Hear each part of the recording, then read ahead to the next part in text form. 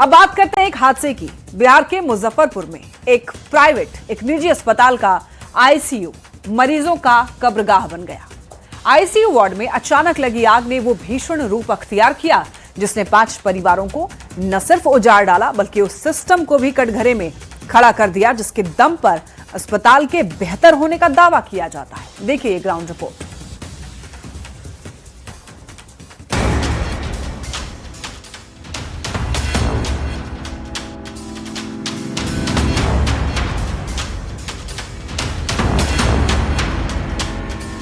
गुरुवार की सुबह जब बिहार के लोग नींद में थे तब मुजफ्फरपुर से एक ऐसी खबर आई जिसने सभी को झकझोर दिया।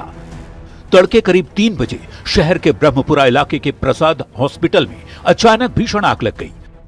अस्पताल की 5वीं मंजिल पर स्थित आईसीयू वार्ड में अचानक आग भड़क उठी। आग की लपटें इतनी तेजी से फैली कि पूरी इमारत में धुएं का गुबार भर गया। मुजफ्फरपुर के प्रसाद अस्पताल में हुए अग्निकांड में मृतकों की संख्या बढ़ गई है। आग में झुलसने से 5 मरीजों की मौत हो गई। अस्पताल में 20 से ज्यादा मरीजों के झुलसने की खबर है। पुलिस की माने तो अस्पताल के आईसीयू में शॉर्ट सर्किट से अचानक आग लगी और धुएं से मरीजों की मौत हुई। अस्पताल में फायर सेफ्टी को लेकर की गई व्यवस्थाओं पर सवाल उठ रहे हैं। परिजनों में चीख पुकार मची है। सीएम सम्राट चौधरी लगातार हादसे पर नजर बनाए हुए हैं। मृतकों के आश्रितों के लिए 4-4 लाख रुपए मुआवजे का ऐलान किया गया है। इस दौरान न्यूज 18 की टीम ने आईसीयू की भी पड़ताल की, लेकिन इस दौरान बेहद अनोखा नजारा देखने को मिला। जिस आईसीयू में बड़ी घटना हुई उसके ठीक बगल में कैंटीन का किचन चलता है जो अपने आप में बड़ी लापरवाही है। घटना को लेकर जब किचन कर्मी से बात करने की कोशिश की गई तो उसने कुछ भी बताने से इनकार कर दिया। में कितने लोग रह सकते थे एक साथ में?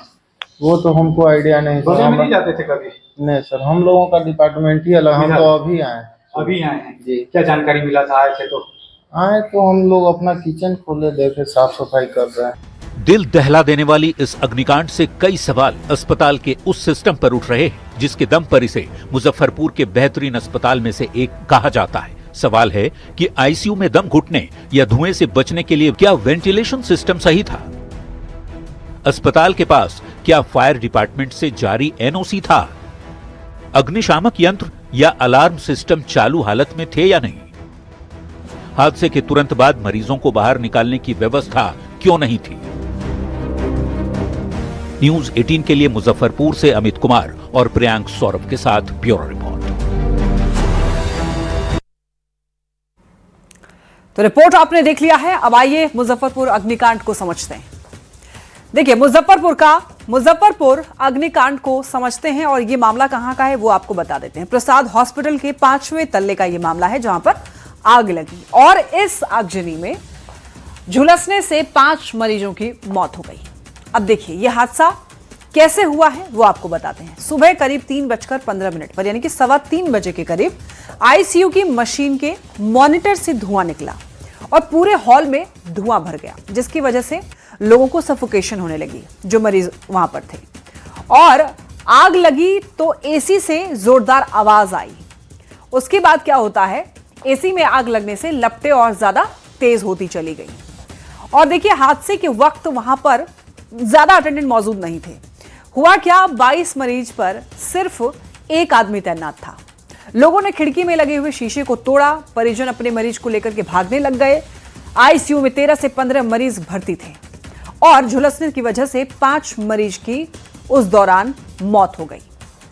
अब देखिए ऐसी जगहों पर आग लगने की मुख्य वजह क्या क्या है मैं बताती हूं आपको।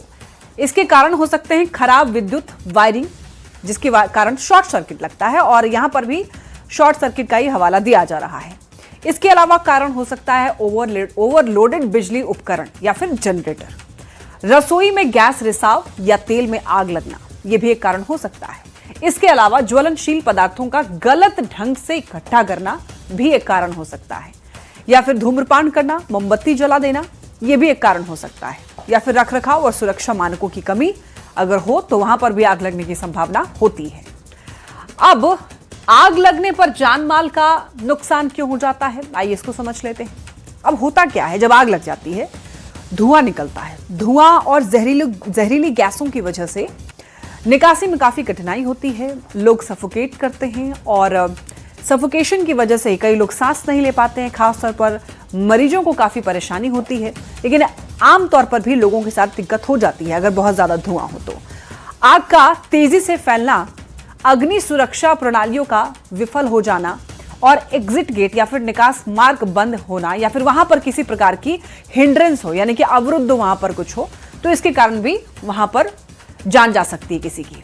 संरचनात्मक नुकसान होने पर, ऑक्सीजन सपोर्ट पर जो लोग मरीज होते हैं उनको काफी दिक्कतों का सामना करना पड़ता है। मेहमानों को आपातकालीन निकास का पता नहीं होता है, कई बार यही होता है, यानी कि जो लोग वहां पर जाते हैं उनको नहीं पता है कि एग्जिट गेट कौन सा है या फिर इमरजेंसी एग्जिट गेट कौन सा है, जहां से अगर कुछ इमरजेंसी वाली घटना हो, जैसे आग लग जाए या कुछ हो जाए, कोई आपात स्थिति हो, तो कैसे वहां पर उनको बाहर निकलना है, वो कौन सा एग्जिट गेट है नहीं पता होता है लोगों को, जिसकी वजह से अफरा तफरी मचती है। रात के समय आग लगने के कारण लोगों को देर से जानकारी मिलती है। पहले तो लोग आधी नींद में होते हैं, सो रहे होते हैं, इसकी वजह से तब तक आग बहुत ज्यादा फैल चुकी होती है और लोगों के पास टाइम नहीं होता है। खासतौर पर ऊंची इमारतों में बचाव कार्य अधिक कठिन हो जाता है। जो ऊंची बिल्डिंग्स होती हैं वहां से बाहर निकलना, इवैक्यूएट कर पाना लोगों के लिए बहुत ही बड़ा चैलेंज होता है, जिसकी वजह से कई लोगों की जान चली जाती है।